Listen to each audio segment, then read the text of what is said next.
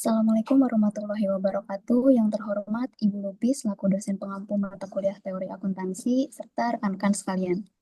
Kami dari kelompok E akan memaparkan materi mengenai kerangka konseptual penyusunan laporan keuangan. Boleh next slide. Kami beranggotakan saya sendiri, Pujawi Reza Ramadan, lalu ada Salsabil Oktidiati, Ilza Novianti, Aprita Dias, dan Putri Aprilia. Untuk materi yang pertama yaitu memahami kerangka konseptual. Kerangka konseptual ini merupakan struktur teori akuntansi yang dirancang berdasarkan penalaran logis guna menjelaskan fenomena yang ada dan memberikan pedoman dalam menghadapi fakta-fakta baru.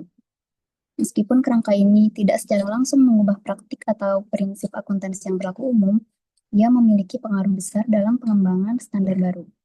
FASB adalah pihak yang paling banyak memanfaatkan kerangka ini karena kerangka konseptual menjadi acuan dalam menetapkan dan menilai standar akuntansi. Next slide.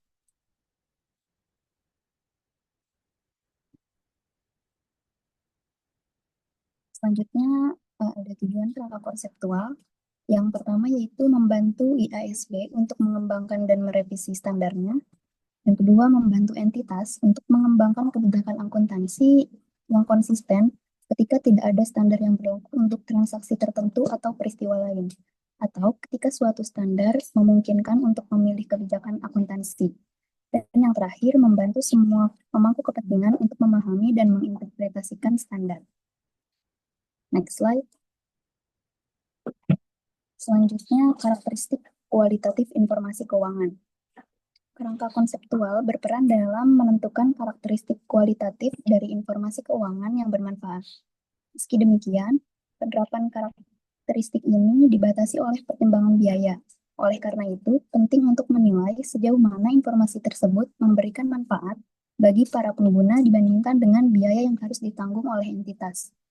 Kerangka konseptual juga menjelaskan bahwa informasi keuangan yang berguna adalah informasi yang relevan dan mencerminkan substansi ekonomi secara akurat. Selanjutnya untuk karakteristik kualitatif ini ada dua karakteristik kualitatif utama, yaitu relevansi dan representasi tepat. Untuk karakteristik pendukungnya ada ketepatan waktu, kemudahan pemahaman, keterverifikasian, dan keterbandingan. Selanjutnya itu konsep kehati-hatian. Nah, ini diperkenalkan untuk menjaga netralitas dalam penyajian informasi. Konsep kehati-hatian ini juga digunakan untuk menghindari bias optimistis dalam kondisi ketidakpastian. Konsep ini dianggap penting oleh pengguna untuk mendukung objektivitas manajemen.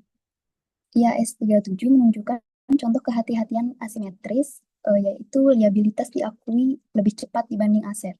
Meskipun diterapkan dalam praktik, kerangka tidak menetapkan kehati-hatian asimetris sebagai prinsip wajib. Selanjutnya mengenai ketidakpastian dan estimasi, penggunaan estimasi dalam laporan keuangan diperbolehkan dan tetap dianggap valid. Yang kedua, informasi dengan ketidakpastian tinggi harus disesuaikan dengan data yang lebih handal jika memungkinkan. Lalu penekanan pada keseimbangan antara relevansi dan representasi yang tepat. Next slide. Ya, selanjutnya pelaporan keuangan. Tujuan pelaporan keuangan bertujuan umum menjadi dasar dari kerangka konseptual. Tujuan pelaporan ini adalah untuk menyajikan informasi keuangan tentang entitas pelapor yang berguna untuk investor saat ini dan investor potensial, pemberi pinjaman, dan kreditor lainnya dalam membuat keputusan tentang penyediaan sumber daya kepada entitas. Lalu selanjutnya ada elemen laporan keuangan. Yang pertama itu aset.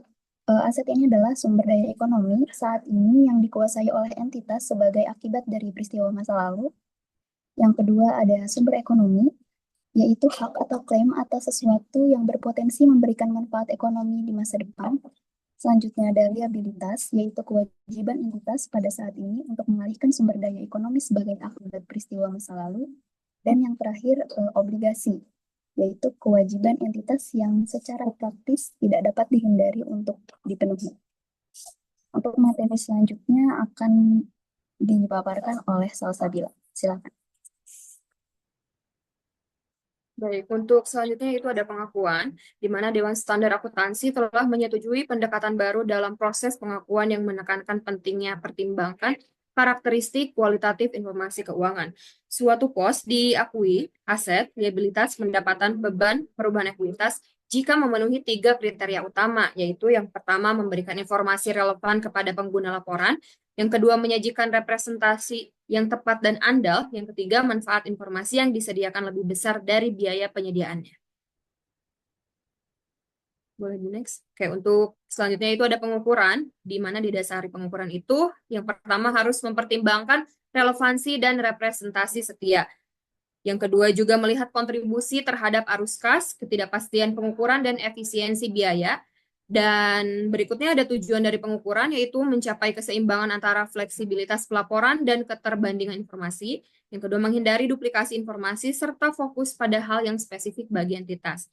Untuk dari biaya historisnya, itu masih digunakan, tapi perlu penyesuaian seperti penyusutan, amortisasi, atau penurunan nilai. Dan yang kedua, untuk instrumen keuangan digunakan pendekatan biaya yang diamortisasi. Oke, next. Untuk selanjutnya pengukuran nilai kini, yaitu yang pertama nilai wajar sama dengan harga pasar dalam transaksi normal. Untuk berikutnya nilai pakai atau nilai pemenuhan, yaitu nilai manfaat ekonomi yang diharapkan dari penggunaan aset. Dan untuk yang terakhir itu biaya kini, nilai masuk atau biaya untuk memperoleh kembali aset saat ini. Pertimbangan relevansinya itu yang pertama biaya historis tidak selalu relevan terutama untuk aset jangka panjang dan derivatif. Yang kedua penggunaan nilai kini lebih cocok untuk tujuan prediktif. Yang terakhir jika aset digunakan dalam produksi dan tidak bisa dijual terpisah, pengukuran berbasis biaya dianggap lebih tepat. Boleh di next.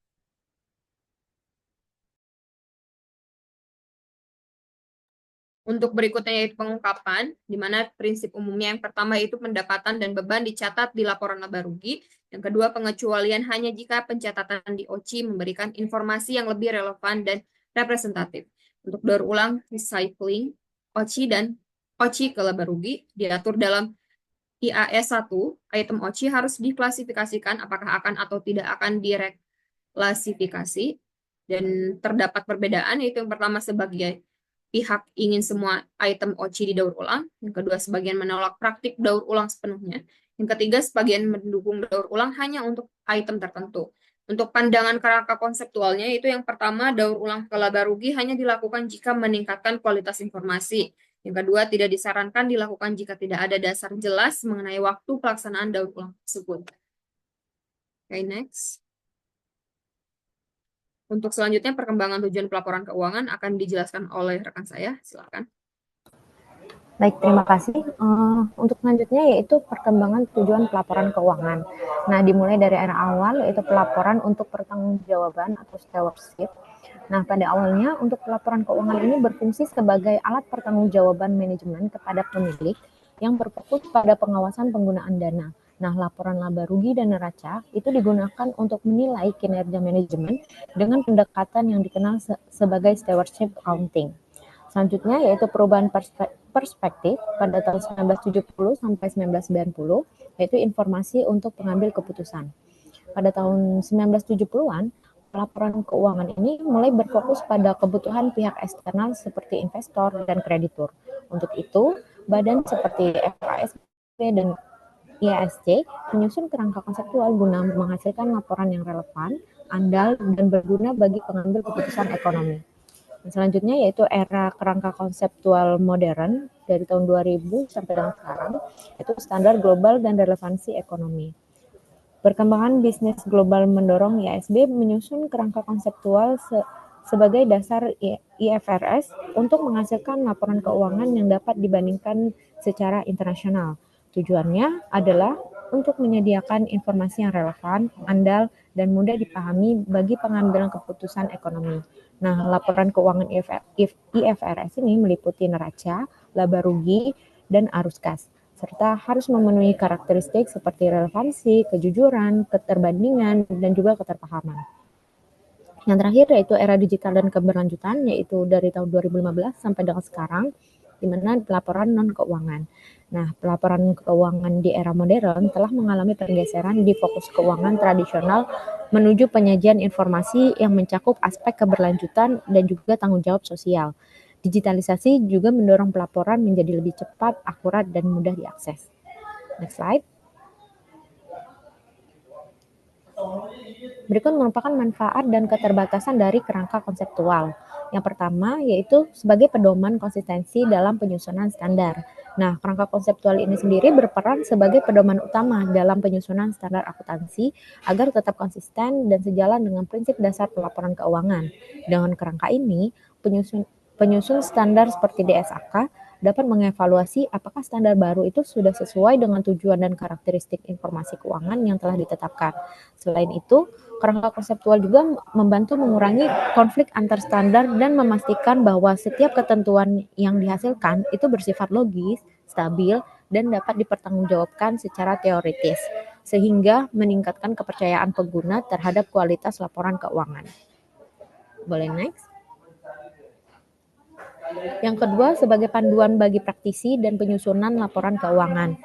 Kerangka konseptual akuntansi berfungsi sebagai panduan bagi penyusunan laporan, auditor, dan pengguna laporan keuangan. Bagi penyusun dan auditor, kerangka ini itu membantu dalam memilih kebijakan akuntansi yang tepat dan menilai kewajaran penyajian laporan keuangan. Nah, sementara bagi pengguna seperti investor dan regulator, kerangka konseptual membantu memahami dasar pelaporan serta menilai kualitas informasi sehingga mendukung pengambilan keputusan ekonomi yang lebih akurat dan meningkatkan kepercayaan terhadap laporan keuangan. Boleh di next?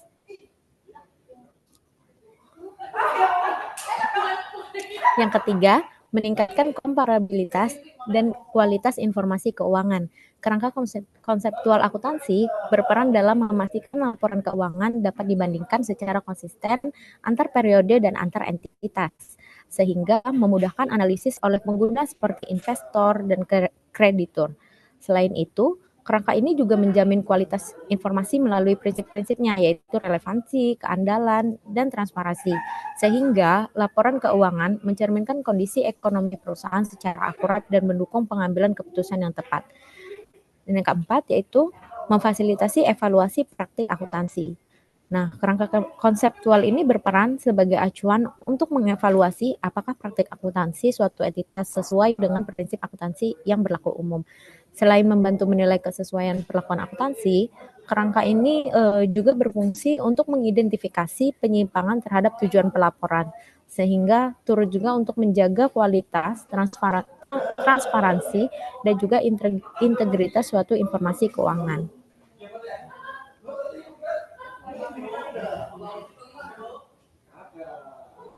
Baik, selanjutnya akan dijelaskan oleh Kak Salsa. Baik, terima kasih Aprita.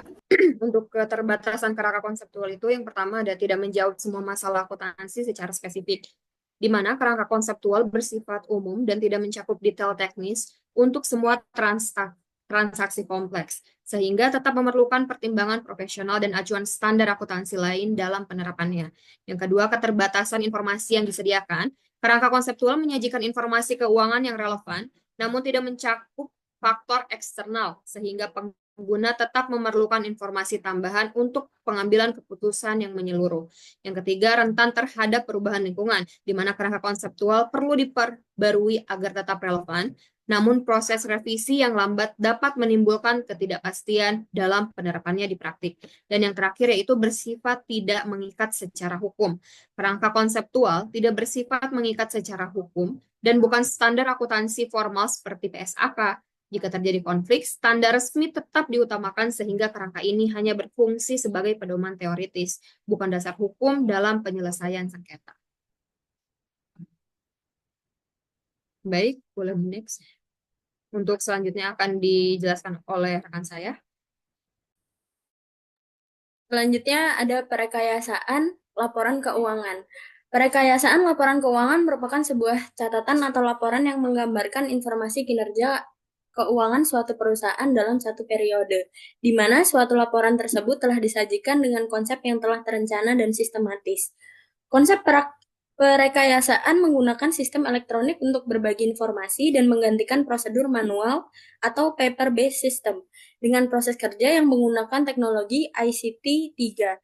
Tujuannya bukan hanya untuk mempermudah pekerjaan, tetapi juga untuk menghasilkan peningkatan secara bertahap atau incremental improvement.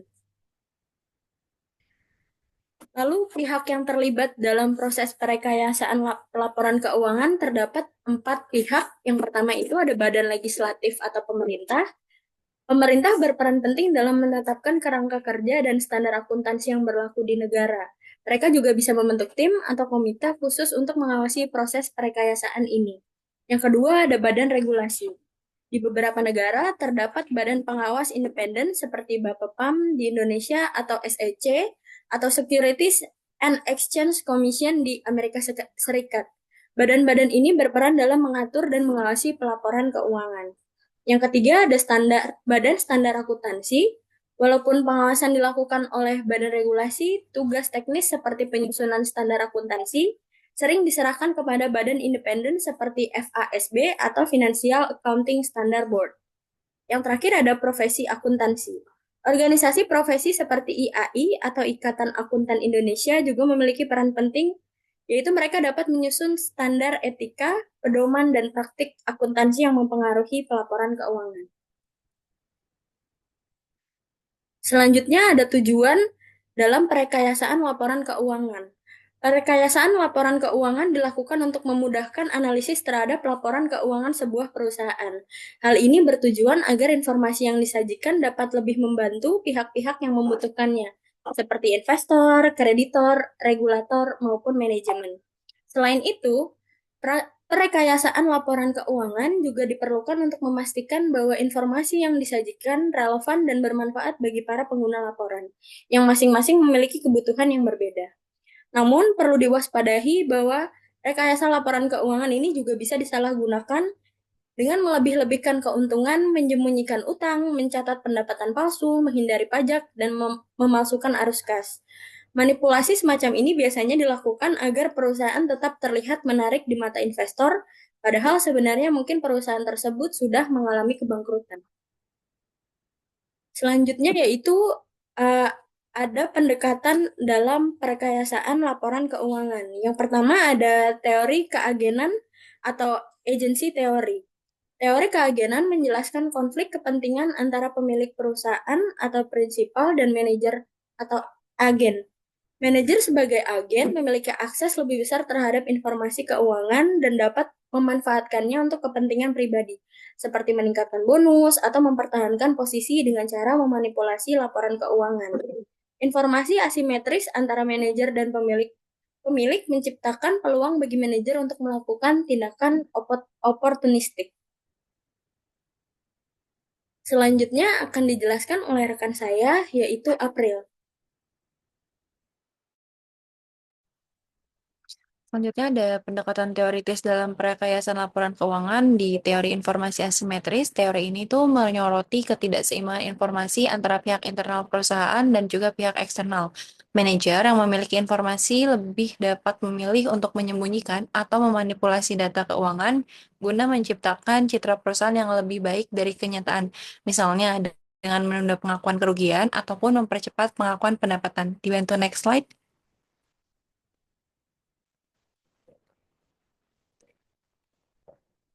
Kemudian ada teori sinyal atau signal theory.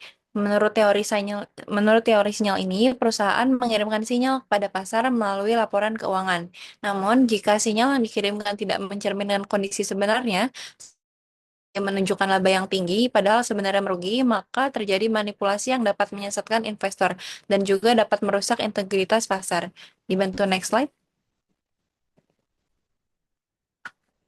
Kemudian ada metode umum dalam perekayasaan laporan keuangan. Yang pertama, pengakuan pendapatan prematur merupakan pendapatan yang mencatat pendapatan sebelum transaksi selesai ataupun barang dan jasa yang dikirimkan. Kemudian penundaan pengakuan beban merupakan penundaan pencatatan beban untuk meningkatkan laba dalam periode tertentu. Kemudian ada transaksi dengan entitas khusus dengan menggunakan entitas terpisah untuk menyembunyikan utang ataupun kerugian. Kemudian ada penggunaan akuntansi kreatif yang merupakan metode akuntansi yang kompleks atau tidak lazim untuk menyajikan kondisi keuangan yang lebih baik. Dibantu next slide. Selanjutnya ada dampak perekayaan laporan keuangan. Apabila memanipulasi laporan keuangan dapat menyebabkan kehilangan kepercayaan investor. Jadi investor yang merasa ditipu mungkin akan menarik investasinya dan juga menyebabkan penurunan harga saham. Kemudian ada sanksi hukum dan juga reputasi perusahaan dan individu yang terlibat dalam menghadapi tuntutan hukum dan kerusakan reputasi jangka panjang. Kemudian ada distorsi pengambilan keputusan. Pemangku kepentingan membuat keputusan berdasarkan informasi yang tidak akurat yang dapat merugikan semua pihak yang terlibat. Dibantu next slide. Sekian presentasi dari kelompok kami. Terima kasih. Wassalamualaikum warahmatullahi wabarakatuh.